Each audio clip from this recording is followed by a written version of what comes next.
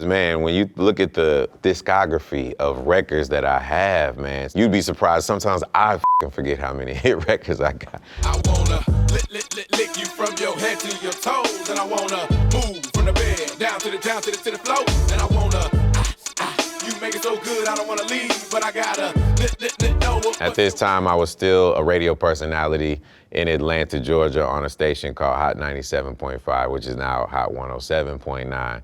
Not much money in my pocket, you know what I mean? Still pretty much just making it day by day, but engulfed in music and loving every aspect of it and just waiting for my opportunity to shine, and this was my opportunity. I wanna get you in the Georgia Dome on a 50-yard line while the Dirty Birds kick for tree. And if you like it in the club, we can do it in the DJ booth or in the back of the VIP. Fantasy was produced by Bangladesh, who was my barber at the time. And we had a flip side, because it was vinyl at the time. On the other side, Organized Noise produced a song called Game Got Switched.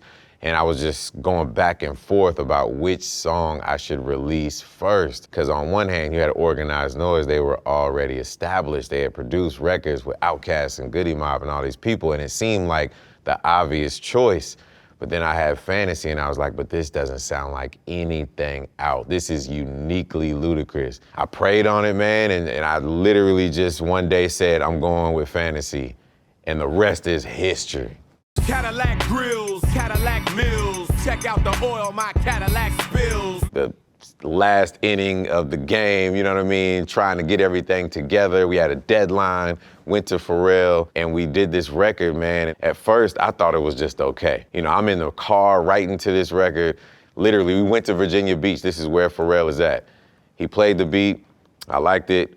Went into the parking lot in the car. That's where I write my music, in the car. That's where I write my best music. And was writing to it, came back in maybe about 45 minutes, an hour later, started spitting the verse. We came up with the hook together. And I just remember arguing like, man, I like this record, but I don't know, man. I don't know if it's a smash. I don't know if it's a smash.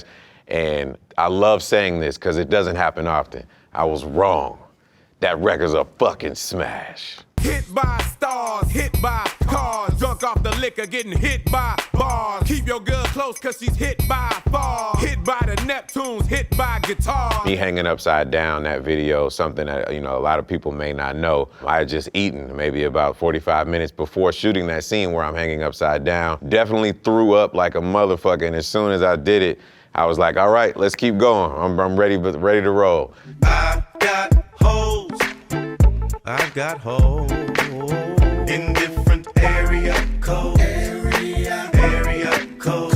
So area codes came about in such an organic way. This is my first time traveling the world, going from city to city, and definitely picking up numbers and hollering at women in every single city. So I had this mental Rolodex no matter where I was at. I know if I was in Jersey, I was like 201. If I'm in New York, 718. You know, I would have all these different numbers. And we were sitting in a limo one day, the whole crew, and somebody was like, oh, what's 305? And we was like, nigga, that's Miami. That's one of your hoes in Miami.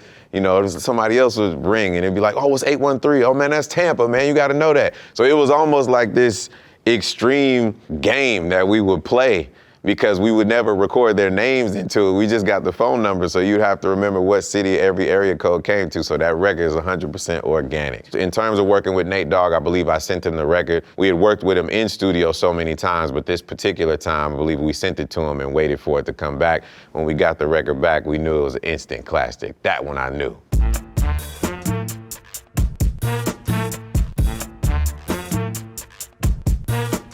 I just vaguely remember, like, we need a single. You know, that whole game you play with your record label and the commercialization of trying to continue stay authentically yourself as an artist, Ludacris, but also understanding the politics of the game and knowing that you want something to hit number one. When we went to Timbaland, he made it happen, man. And even more so when we were shooting this video. The video for Rollout, before the big head post effect was there, we didn't feel like we had a good enough video. Like, it was just regular. Everybody was like, this isn't good enough. Def Jam was like, it's good enough. It's cool, but it's not what we need. And then I don't know if I came up with the idea. It probably was because of my craziness. I was like, let's put a big ass head on me and just make it bobble. And that was that one factor that made that video turn from just okay to out of this fucking world, to Ludacris. So that's the rollout aspect of it. But we got our hit from Timbaland, thank you, #1 record, and we also got a video that just moved people's imagination to a whole other place. Move. Get out the way. Get out the way. Get out the way.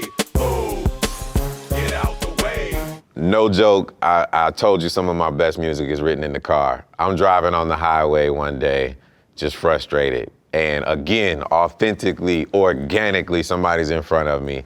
And while I'm writing to this track, it just occurred to me, just move, bitch, get out the way. And it stuck. And in the video, of course, the stars all aligned exactly the way that they needed to. The afro being out, all the guest appearances on there, my own homie, Infamous 2-0, you know, being from Decatur, it was just one of those records that just moved the needle. Until this day, people ask me what's my favorite record, and I have to, you know, be political and say, well, what do you mean? But if you're talking about performance, strictly performance, that record is unfair because people pay to come see me in concert, and when we do Move Bitch, they're the ones that sing in the record, and I'll just have the microphone held out.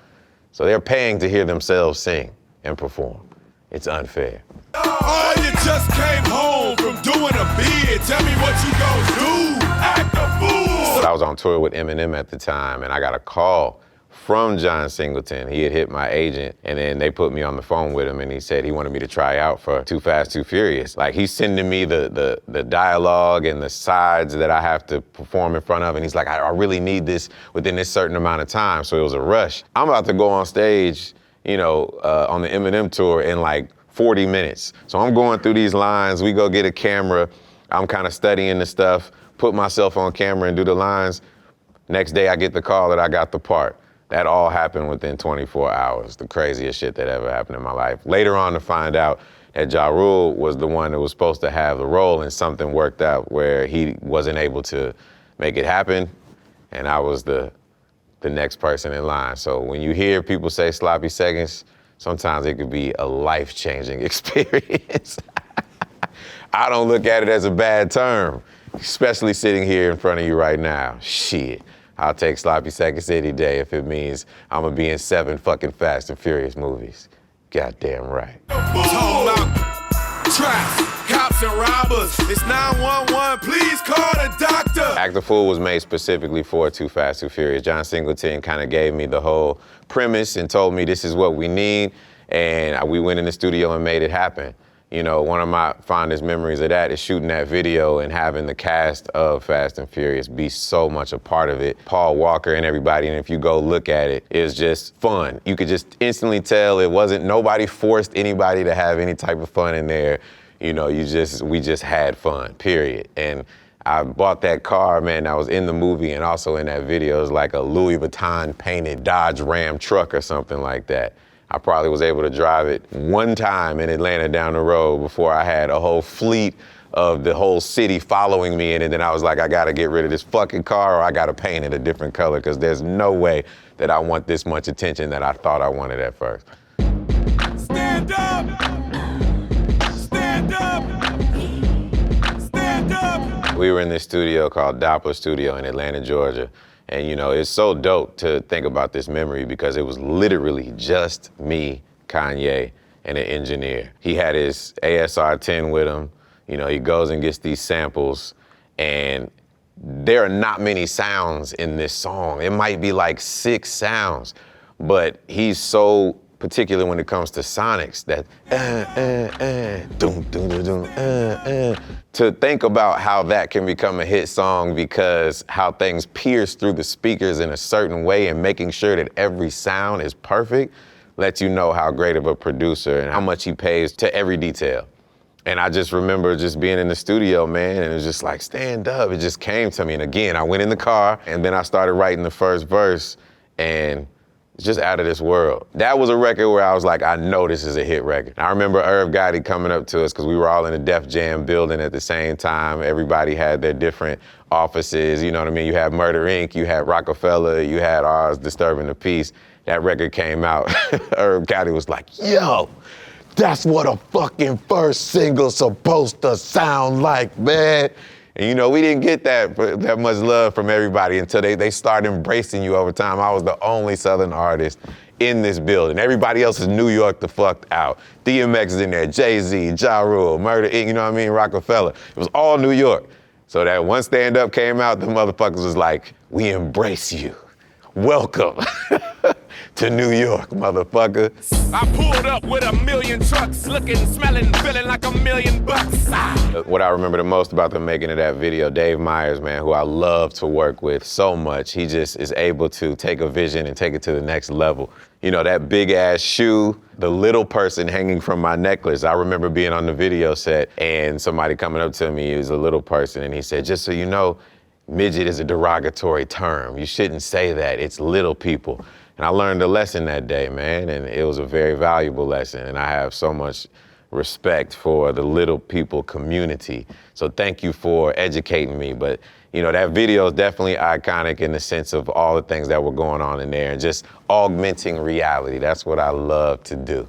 Welcome to Atlanta, hammers and bows, back to the mackin' and the clothes, adolescents packing a knock on the door. Who is it? I would happen to know. Jermaine Dupri helped me get my start. A lot of people don't realize that Madden 2000, I was the first rapper to be on a video game rapping, and he was the one that gave me that opportunity. So to come full circle to get the record Welcome to Atlanta, that was absolutely amazing. And now, you know, you fast forward 20 years, that is also a staple, not only for the city of Atlanta, it's brought so much tourism and money to the city, but for you to specify one city and then to go around the world and do the record and people are just as excited about it and you're not in that city that you're speaking about, speaks volumes about how much a record is loved when you're saying welcome to Atlanta and you in New York. Take that and rewind it back. Lil Jon got the beat to make your booty go. Take that, rewind it back. Usher got the voice to make your booty go.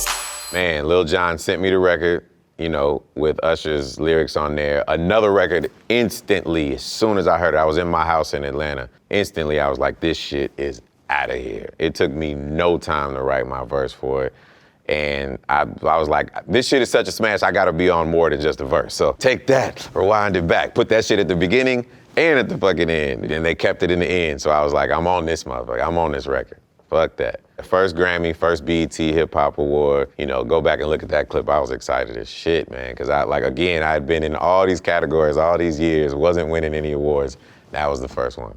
When I was 13, I had my first love. There was nobody that compared to my baby and nobody came between us or could ever come above. What was that like, getting the call from Scooter Braun and like deciding to do that song? It wasn't even a call, man. I had a restaurant called Straits at the time. He brought Justin Bieber to us and he did this in person. So he came and was like, yo man, this kid is your biggest fan. He would love you to be on this record. Just from what it was perceived and looked like because of how young he was and, you know, him being from Canada and all this different stuff. I didn't look at or listen to any of that. It was strictly based on me listening to the music and believing in Justin Bieber as an artist. I didn't care. Age had nothing to do with it. Race had nothing to do with it. Music transcends all of those things. So I said, yes, I knew what it was. And that record was a smash record.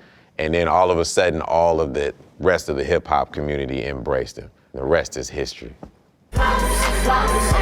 Champagne witnesses, caviar dreams. You deserve nothing but all the finer things. You know, there's certain elements that you're like, okay, how does this fit in the Ludacris world? Not only how can I get out of my comfort zone and continue to do things that sometimes people wouldn't expect me to do, but it's still trying to come with different subject matter and working with an artist that people maybe, you know, haven't seen me with. I look for all of these different things. How much do I believe in the record? You know, the tempo of the record, the time of the record, all of these different things.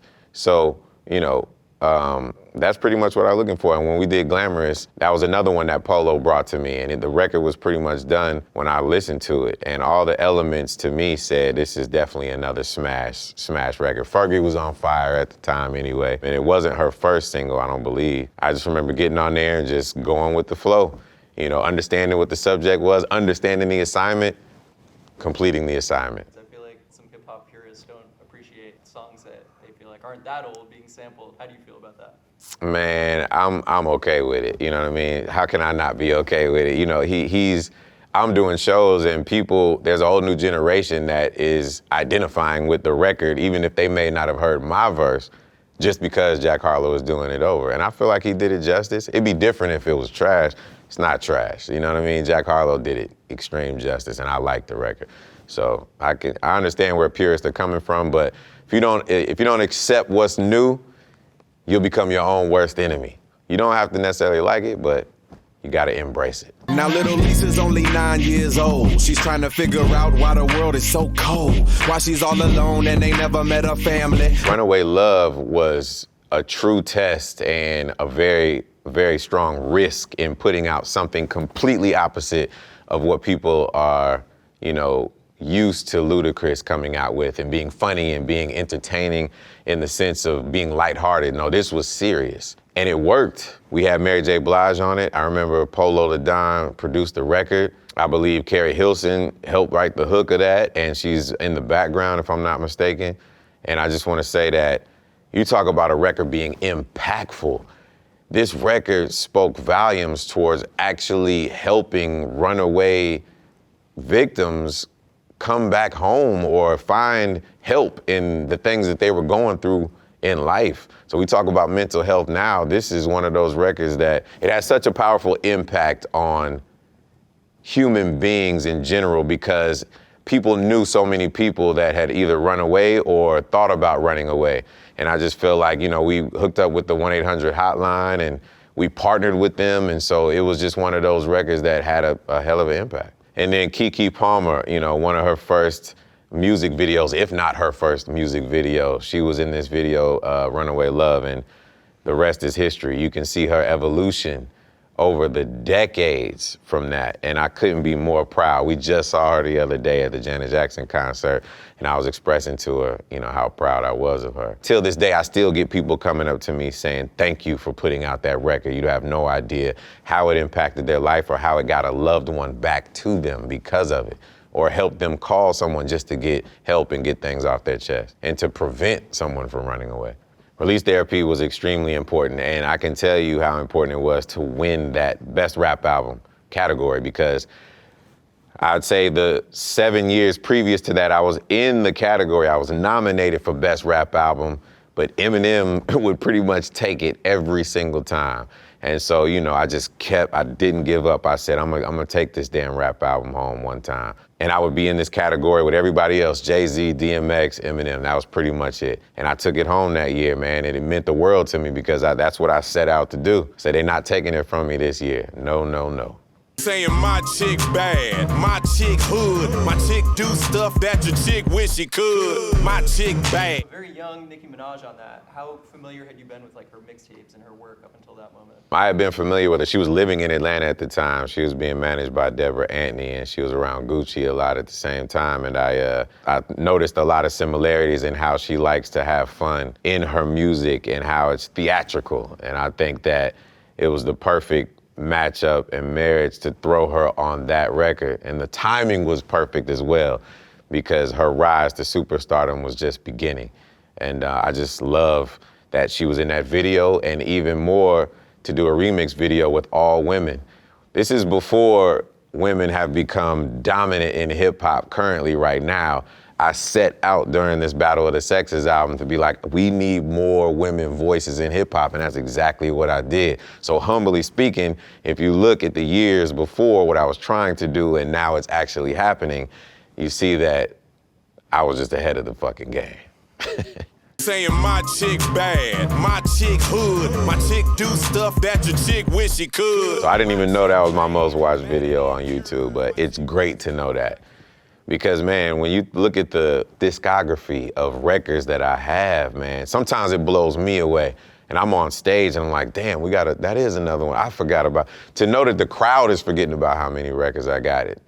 You'd be surprised. Sometimes I fucking forget how many hit records I got. Yeah, listen. Ludacris going in on the verse, cause I never been defeated and I won't stop now. Keep your hands up, get them in the sky for the homies that ain't making it and my folks locked down. DJ Khaled handed me the layup of life with that damn record and whoever else is on it. So Rick Ross, Snoop. I will be able to perform this record amongst some of my other records till the day I expire on this earth. Because it is, along with Move Bitch, one of those records that is always going to get the best reaction from any crowd, any race, any age, any generation. So that's how I feel about All I Do Is Win. It's fucking out of here. The fact that I went first on that record is even better for the artist named Ludacris. It's out of here. We out. Every sporting event, every event where anyone can actually win anything, that is the theme song for life, period. Man, where do I see myself in hip hop history? I see myself ingrained in hip hop history, not only through my music, but through my personality, man. And, standing out and being influential and being unique, as unique as my sideburns are right now, man. Loving and doing things that other people follow, but just knowing that I was the one that originated it, I think that's what means the most to me. Having a chapter in the book of hip hop means the world to me, and having fans argue about me being one of the best rappers of all time, that means more to me than you could possibly imagine. Most of the people they put in that category only do music. So for me to be multifaceted and still be in the category of best, that's what means the world to me.